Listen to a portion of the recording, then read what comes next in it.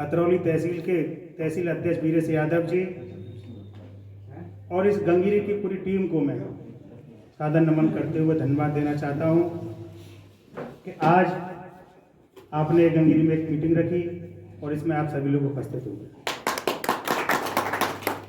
साथियों, पत्रकारिता एक ऐसा प्रोफेशनल है जिसमें हम गरीब मजलूम की आवाज़ उठाते हैं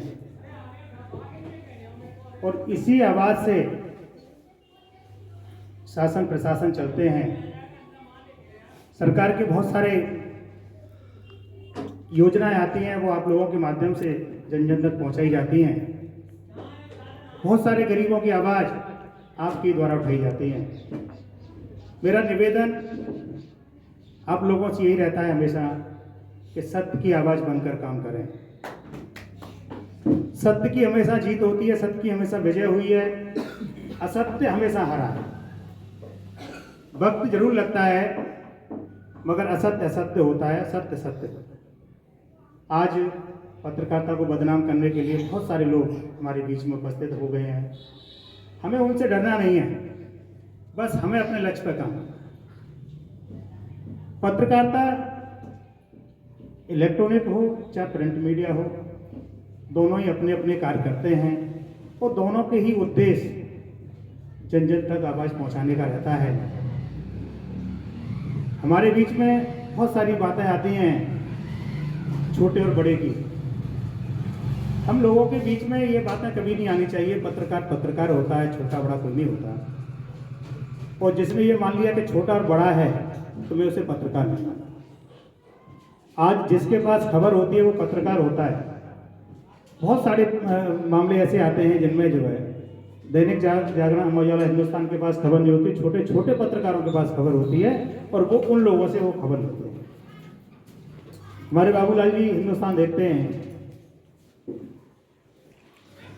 बहुत सारे क्षेत्र की खबरें आप जैसे लोगों के माध्यम से बड़े बड़े अखबारों चैनलों में जाती हैं।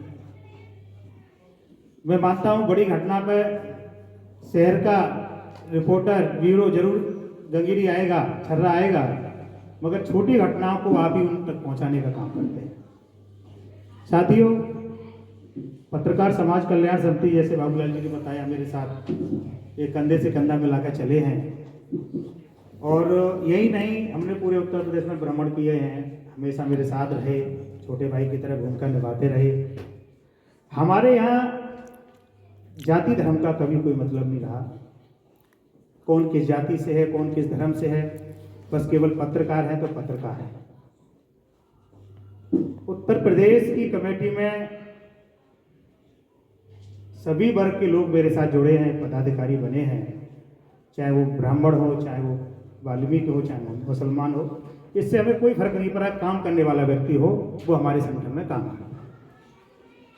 पत्रकार समाज कल्याण समिति का मैं आपको ऐतिहासिक एक कार्यक्रम बता दूं। अलीगढ़ की नुमाइश में फरवरी में नुमाइश जब लगती है तो हमारे एक ऐतिहासिक रूप से कार्यक्रम होता है और उसमें राष्ट्रीय लेवल के पत्रकार यहाँ इकट्ठे होते हैं। आप लोग भी शामिल रहे हैं, इसमें काफ़ी लोग जो है। फरवरी में फिर दोबारा से कार्यक्रम की रूपरेखा बनाई जा रही है। आज तक का रिकॉर्ड रहा उस मंच पर पूरे दिन का कार्यक्रम पूरे अलीगढ़ का कोई का संगठन नहीं कर पाया, वो केवल पत्रकार समाज कल्याण समिति करता है। इस बात को प्रशासन भी कहता है और इसी को लेके वो हमको सबसे लास्ट में ही डेट देते हैं। उनको मालूम है कि एक दिन में 3 कार्यक्रम उस मंच पर होते हैं, मगर हमारा कार्यक्रम होता है वो पूरे दिन का होता है, तो वो कहते हैं कि आराम से आप फ्री हो गए इस कार्यक्रम को बाद में करना। आज भी कल मेरी नुमाइश बाबू से बात हुई तो उन्होंने कहा बस मैं बता दूंगा कब आपको पेंशन देना है और डेट तो आपकी लास्ट में ही रहेगी, क्योंकि हम भी चाहते हैं कि अच्छे रूप से, भव्य रूप से कार्यक्रम हो। बाहर से जो पत्रकार आते हैं उनका हम जो है स्वागत सत्कार कर सकें, उनको सम्मानित कर सकें। साथियों, बहुत अच्छा लगा। इमरान जी हमारे साथ लंबे समय से नहीं, 1 साल हुआ होगा अभी इनको हमसे जुड़े, मगर तब से जुड़े हैं, सक्रिय व्यक्ति हैं और इनके साथ जो टीम है वो हमेशा सक्रिय रहती है। जब तक आपको पीछे धक्का देने वाले नहीं होंगे आप एक्टिव नहीं बन पाएंगे। मुझे भी कभी कभी अपनी टीम के द्वारा ही मालूम पड़ता है कि सर मीटिंग हमने रख दी है और वो मीटिंग ऐसे करनी है। मैं कभी अब इस चीज़ों पर ध्यान नहीं देता, क्योंकि टीम सक्रिय होती है तो संगठन सक्रिय होता है। परिवार सक्रिय तभी होगा जब परिवार के लोग सक्रिय होंगे।